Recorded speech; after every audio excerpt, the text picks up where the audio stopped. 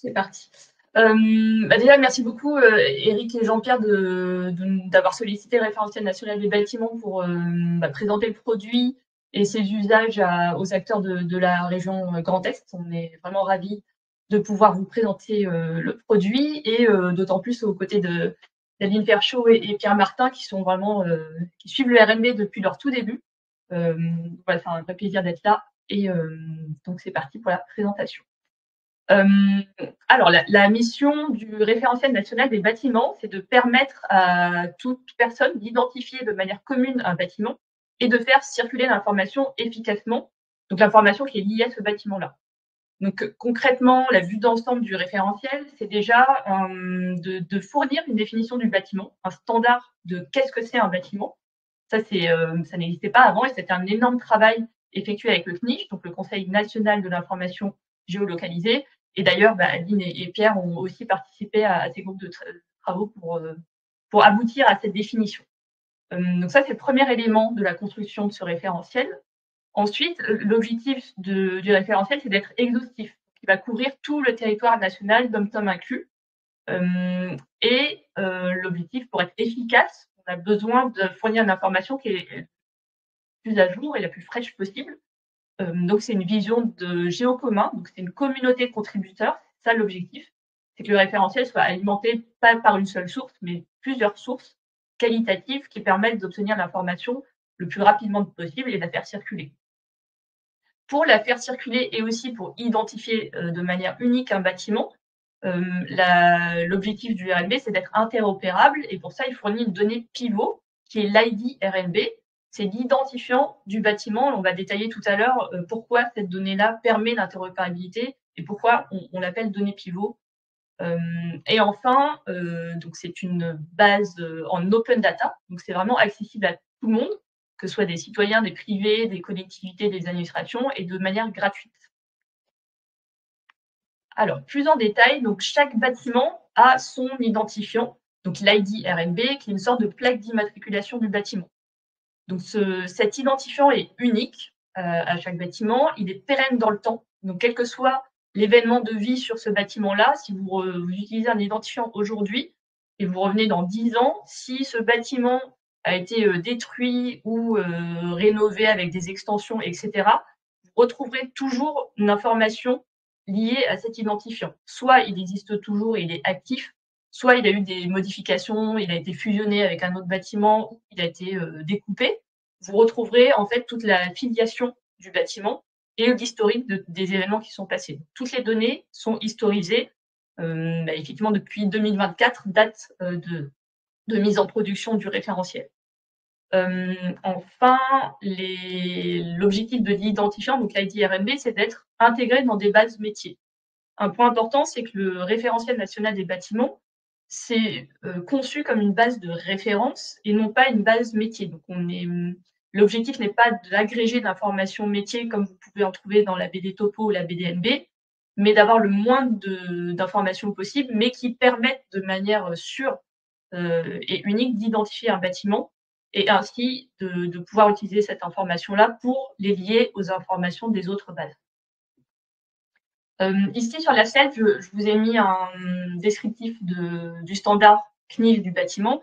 Vous avez un lien qui vous redirige vers un document vraiment très complet avec des exemples, des photos, etc. pour vous aider à prendre en main cette définition-là et l'appliquer plus facilement.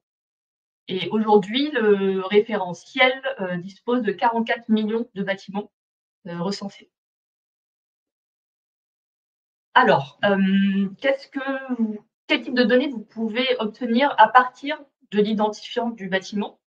Donc déjà, dans le référentiel lui-même, vous avez comme attribut pour chaque bâtiment sa géolocalisation précise, la liste de ses adresses et les clés PAN associées, le statut du bâtiment, c'est-à-dire s'il est en cours de construction, construit, démoli, son identifiant BD Topo et son identifiant BDNB.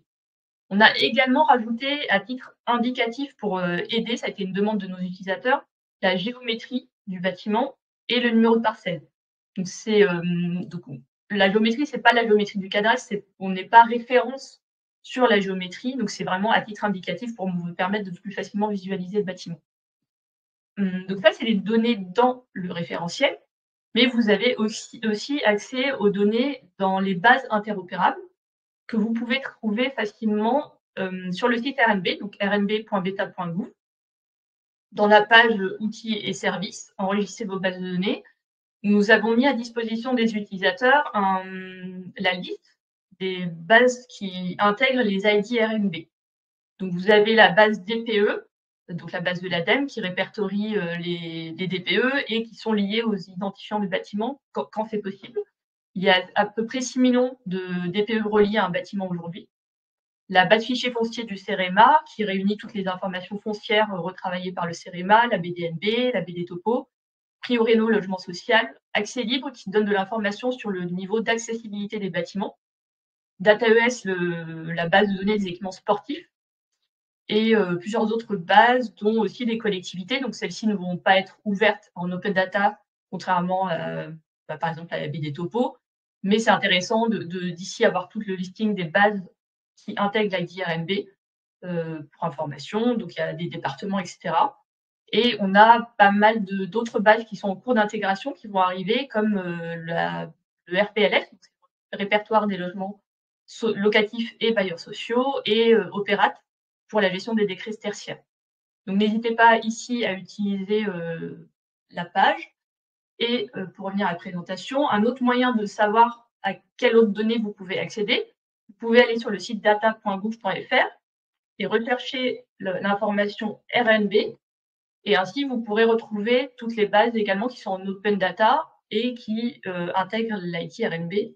Donc, on retrouve, comme tout à l'heure, le CSTB. Et par exemple, la base de Interop, qui est une association qui œuvre dans la santé, qui fait un énorme travail de recoupement entre le RNB et la BAN et la base FINES, qui permet de répertorier les bâtiments et établissements de santé. Donc voilà. Donc je repasse sur notre présentation. Donc là, on a vu voilà, la richesse des informations accessibles grâce à l'ID RNB. Et donc c'est là où ça prend sens, cette donnée pivot. Et ben c'est là qu'on voit avec la liste des bâtiments, c'est grâce à un ID RNB que vous allez stocker, vous allez pouvoir les récupérer les DPE, les fichiers fonciers, l'information métier dans la base BT Topo, BDNB, etc. Aussi, toujours l'objectif d'avoir de l'information la plus fraîche possible, le processus RNB s'intègre aussi dans des outils. Donc, en termes, une des volontés de l'équipe, c'est de s'intégrer plutôt dans le cycle de vie du bâtiment, donc de s'intégrer dans le processus de permis de construire. Et on a travaillé avec NextADS, qui est un logiciel d'ADS, d'autorisation des droits des sols, qui va informer le RNB dès qu'il y a un permis de construire de bâtiments neufs qui va être mis en place par des instructeurs. Donc, les utilisateurs de NextADS nous envoient l'information et on reçoit l'information, et je vais vous montrer tout à l'heure comment ça s'affiche dans le RNB. Et à terme, c'est de pouvoir créer l'identifiant dès qu'on a la confirmation de fin de chantier. En termes aussi DPE, donc on s'est intégré dans plusieurs logiciels de diagnostic de DPE, donc comme Pléiade et Analyse IMO. Et donc l'objectif, c'est un diagnostiqueur, quand il va faire son DPE, il a un sélecteur, ce qu'on appelle un sélecteur de bâtiment, il a une petite carte qui permet de lier son DPE au bâtiment où il se trouve. Et donc ça alimente la base DPE de l'ADEME. Et enfin, on a également un syndicat, le SIEN, qui est un syndicat intercommunal de la Nièvre, qui est en train d'intégrer les services d'édition du RNB dans ses outils qu'il met à disposition des communes et du conseil départemental de la Nièvre. Donc on verra tout à l'heure ce que c'est l'édition, mais en gros, ça permet aux utilisateurs d'aller mettre de l'information dans le RNB, donc de dire qu'il y a un nouveau bâtiment qui a été créé, qui n'est pas identifié dans le référentiel, ou corriger l'information adresse, par exemple. Voilà, donc là, on a vu l'étendue de la donnée. Donc, comment y accéder? Donc, vous avez plusieurs méthodes possibles. Soit par DataGouv, comme on l'a vu tout à l'heure, vous avez des exports. Si je reviens là, ici, sur le référentiel national des bâtiments, vous pouvez exporter les informations, soit par département, soit par l'ensemble de la donnée. vraiment sur tout le territoire national. Vous avez également possibilité de récupérer l'information par des API. On met à disposition différents API avec différentes fonctionnalités possibles. Vous avez sur le site RNB ici toutes les informations sur les API disponibles, donc à quoi elles servent. Donc là, typiquement, vous pouvez consulter les informations qu'il y a sur un bâtiment à partir d'un ID, ou lister les bâtiments qui sont autour d'un point de géolocalisation, ou faire le différentiel sur un même bâtiment, qu'est-ce qui s'est passé entre telle date et telle date, ou éditer le RNB. Donc, ici, vous avez vraiment tout le descriptif technique et également des exemples d'utilisation. Et enfin, donc là, accessible sans développement, c'est de la carte interactive, donc qui est accessible à tout le monde sur le site du rnb.beta.gouv.fr, sur la carte. Ici, vous pouvez naviguer sur, soit en mettant des adresses, soit en mettant un identifiant RNB si vous connaissez le bâtiment que vous voulez consulter. Donc ici, on regarde le siège de la région Grand Est. Vous cliquez, chaque petit point, c'est un bâtiment. Donc ici, quand je clique dessus, ça ouvre à gauche le panneau d'information, donc qui affiche les informations qui sont stockées dans le référentiel national des bâtiments. Donc ici, c'est l'ID RNB, donc c'est l'identifiant unique de ce bâtiment-là, le statut qui est construit et l'adresse, sa clé BAN. Et ici, vous avez les correspondances BD Topo, BDNB, donc ici, l'identifiant BDNB, l'identifiant BD Topo, les liens parcelles cadastrales, et ici, donc la géométrie dont on a parlé tout à l'heure.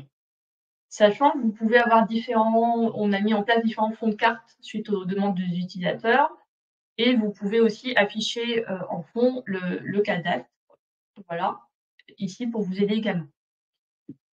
Et donc, je peux vous montrer aussi comment sont affichés les permis de construire qu'on reçoit. Donc ici, c'est la commune de Retier qui utilise vraiment tout le flux NextADS avec les permis de construire. Donc, je vais juste enlever le cadastre pour que ce soit un peu plus lisible sur la carte. Et ici, ces icônes jaunes correspondent à des permis de construire qu'on a reçus via le logiciel NextADS. Et donc, vous retrouvez le numéro de permis de construire, sa date d'acceptation. Donc, à terme, quand on aura l'information de fin de chantier, ces bâtiments-là seront créés, donc seront identifiés comme ici avec un point et sa géométrie reçue. Donc, voilà pour l'accès à l'information RNB. Alors, en termes d'usage, je surveille juste l'heure. Ok. En termes d'usage, donc, comme vous l'expliquez, Eric, tu dis, en fait, les usages sont extrêmement étendus. Ce qu'apporte le RNB, c'est cette maille bâtiment. Donc aujourd'hui, il y avait la maille adresse, la maille locale avec le RIAL. Le RNB, lui, va adresser cette maille bâtiment qui va vous permettre soit de mieux identifier votre parc bâtimentaire et avoir une géolocalisation précise. Donc, certaines collectivités utilisent le RNB, par exemple, pour initialiser des bases patrimoine ou alimenter et l'utiliser pour initialiser leur jumeaux numériques. Ensuite, les retours que nous avions de nos utilisateurs, c'est que, en fait, d'avoir le standard de la définition du bâtiment, ça permet de décloisonner déjà le travail entre différentes équipes métiers au sein d'une même administration ou entre vos partenaires et vous, quand on retrouve enfin un langage commun et on parle du même objet et qui est facilement identifié. Et avec l'ID RNB, qui est une donnée pivot, vous pouvez lier et agréger des données de plusieurs bases différentes. Donc ça permet de décloisonner, de gagner en possibilité et en efficacité. Ensuite, c'est aussi un outil qui vous permet d'analyser. L'accès à l'information va vous permettre de récupérer plein d'informations, soit sur les risques géoclimatiques, soit sur comment suivre la consommation énergétique avant, après rénovation, identifier des périmètres d'intervention en fonction des risques, etc. Et donc, l'ensemble de ces usages-là vous permettent aussi de prendre des décisions de manière plus éclairée, soit d'améliorer une estimation de budget parce que vous avez déjà identifié la zone où il faut agir avec le nombre de bâtiments concernés de manière plus facile et plus efficace que de faire appel à des prestataires qui vont passer plusieurs semaines, plusieurs mois à récupérer l'information. Ça permet aussi de décider de politique de rénovation, donc décider, OK, selon l'état du bâtiment et ses consommations énergétiques, est-ce qu'il vaut mieux le détruire et reconstruire un autre ou le rénover. Et je pense que Adeline et Pierre vont détailler plus de cas d'usage. Et là, je vous ai mis à disposition une slide qui détaille des cas d'usage sur le DPE à titre d'information que vous pourrez consulter ensuite, comme le support vous sera partagé. Une information importante, donc comme je vous disais, un enjeu majeur du référentiel, c'est de fournir de la donnée qualitative et exhaustive. Et on sait que obtenir de la donnée sur les bâtiments, c'est complexe et ça nécessite de passer par plusieurs sources. Donc aujourd'hui, le référentiel national des bâtiments a été initialisé avec la BD Topo et la BDNB. On a une mise à jour continue, donc tous les trimestres de la BD Topo vers le RNB. Et pour compléter ça, on a ouvert la possibilité d'éditer le RNB, c'est-à-dire de modifier directement la donnée par des utilisateurs. Donc, ces utilisateurs-là ont, via l'accès par un compte, la possibilité de modifier le statut ou les adresses, modifier la géométrie, créer un bâtiment s'il n'est pas identifié. Le désactiver, c'est un bâtiment qui est en fait détruit, donc il n'a plus lieu d'être dans le RNB, ou redécouper si besoin de fusionner ou scinder un bâtiment en deux en appliquant la définition standard du bâtiment. Et ça va permettre à des sachants comme des acteurs du territoire, comme les collectivités, des bailleurs sociaux, des responsables de bâtiments d'université, de venir apporter de l'information qui est plus difficile d'avoir, par exemple dans la BD Topo, d'avoir un cycle de vie de la donnée plus rapide. La BD Topo a une grosse mise à jour de tous les 3 ans. Et aussi d'ouvrir à certains citoyens qui peuvent aussi avoir de l'information. On va voir le cas d'un témoignage tout à l'heure. Donc ça, c'est déjà possible aujourd'hui via une API qui est déjà utilisée par le ministère des Sports avec la base DataES. Et on est en train de travailler sur une interface cartographique, donc comme l'interface qu'on vous a montrée tout à l'heure, où vous pourrez venir directement modifier le référentiel avec cette interface vraiment totalement clé en main. Donc, si vous souhaitez contribuer au RNB, il suffit de demander votre accès via le formulaire, le lien est ici. Et on étudiera la demande et on vous dira les accès, sachant que l'interface cartographique devrait être mise en place d'ici, je pense, un bon mois. Et donc ça va permettre d'obtenir de la meilleure qualité et avoir une fluidité de mise à jour de la donnée plus rapide. Sachant aussi que on travaille bien sûr avec le groupe de travail bâti du CNIJ sur ce sujet-là, parce que c'est quand même quelque chose de nouveau, et avec toute l'expérience qu'on va acquérir cette année, on vise avec eux de définir et de fixer le standard de méthode de contribution à un géo commun d'ici la fin d'année 2025. Et donc ici, j'ai souhaité vous partager le témoignage d'un contributeur qui avait fait des signalements. Donc aujourd'hui, dans l'RNB, vous pouvez déjà faire des signalements, c'est-à-dire indiquer ici, vous avez un bâtiment qui est terminé, construit, ou ce bâtiment-là est à une mauvaise adresse, et indiquer l'adresse. Donc c'est des signalements, on les reçoit, et nous, le référentiel national des bâtiments, on analyse, et si c'est accepté, on fait la modification dans le référentiel. Donc cet été, on avait lancé un jeu qui a duré 2 mois, qui s'appelait les trophées du RNB. Et monsieur Jean-Baptiste Charon a accepté de témoigner, comme il a effectué 2000 signalements dans votre région Grand Est. Ça a été le deuxième plus gros contributeur de ce jeu. Il a souhaité vous expliquer pourquoi il a contribué. Donc déjà, pour lui, la motivation, c'est de participer à un projet ambitieux et utile, et sur un territoire qu'il connaît, lui, en tant que citoyen. Et c'est aussi un grand contributeur d'OSM, donc il a pu réutiliser la donnée qu'il connaissait déjà, et il a déjà une expertise sur identifier les zones où il y a des changements plus rapidement.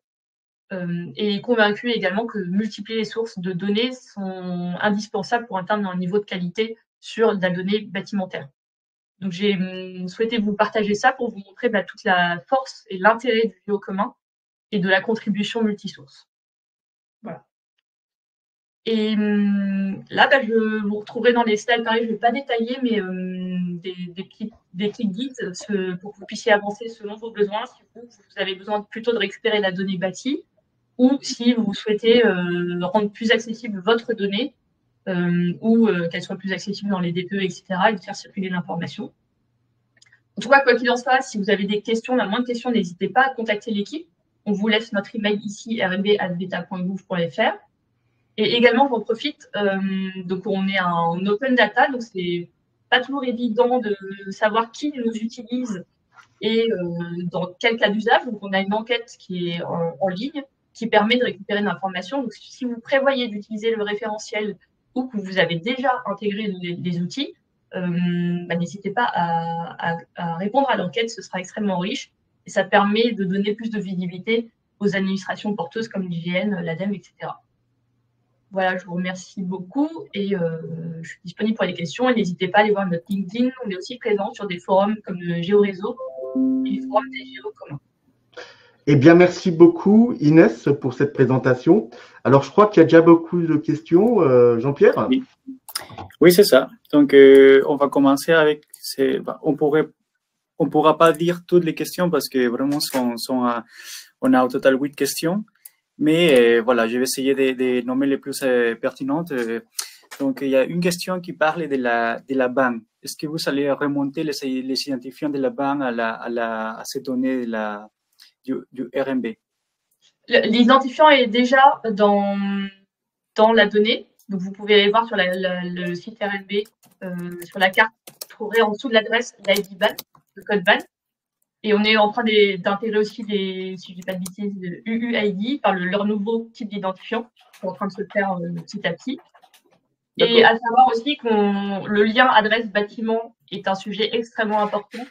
Donc, on a tout un groupe de travail avec la BAN et le RMB qui s'est mis en place en fin 2024.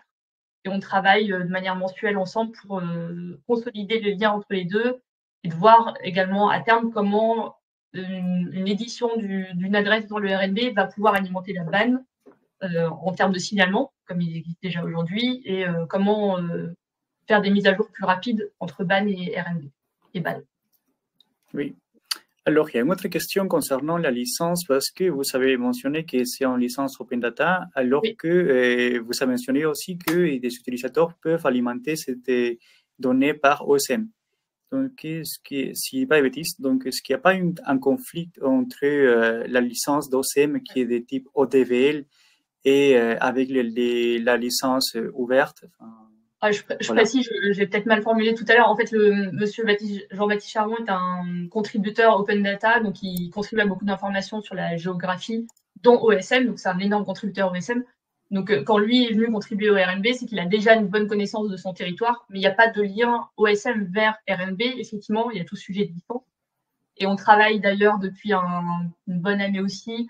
Notre équipe est en lien avec OSM pour voir qu'est-ce qu'on peut faire. Et justement, le sujet de la licence est sur la table et ça limite des idées qu'on a.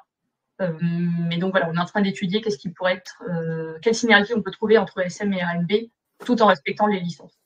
Mais là, le cas dont je parlais, il n'y avait pas de lien directement connecté. En résumé, les données du RMB sont 100% en Open Data. Oui. D'accord. OK, parfait. Et on finit avec une troisième question et dernière parce que sinon, on n'aura plus le temps pour les autres intervenants. Oui. Est-ce que les données de l'immobilier de l'État qui sont basées, par exemple la base de données de la DIE, seront aussi intégrées ou pas? Ou c'est déjà le cas? Alors, nous, tous les bâtiments sont répertoriés, ce qui n'est pas le cas aujourd'hui. On ne précise pas l'usage du bâtiment. On ne précise pas dans le RMB, est-ce que c'est un bâtiment qui appartient à l'État ou à la commune? C'est un bâtiment privé, c'est un bâtiment de logement social. Les usages ne sont pas précisés dans le référentiel. Et c'est là où, ce que j'ai dit tout à l'heure, c'est l'objectif du référentiel, c'est d'être une base de données de référence et pas de métier, pas d'agréger d'informations, mais plutôt d'aller exploiter l'information déjà existante dans l'écosystème et de ne pas en reproduire. Donc l'objectif, ça va plutôt être nous intégrer dans les bases du DIE. Il y a une base qui est en train d'être essayée de monter, qui s'appelle Espace, sur justement identifier les patrimoines des collectivités. Donc c'est d'intégrer les ID RMB dans ces bases-là, mais pas de l'intégrer nous dans le référentiel, pour ne pas produire de manière multiple l'information. OK, merci. Merci. Et, voilà. Et pour toutes les autres questions qu'on n'a pas pu répondre, donc on va le faire sur le site de Datarantes. Ils seront publiés les questions-réponses d'ici une semaine, ainsi que les vidéos. Donc, voilà. Et si on a un petit peu de temps à la fin du webinaire, on peut revenir sur des questions, donc continuez à les poser.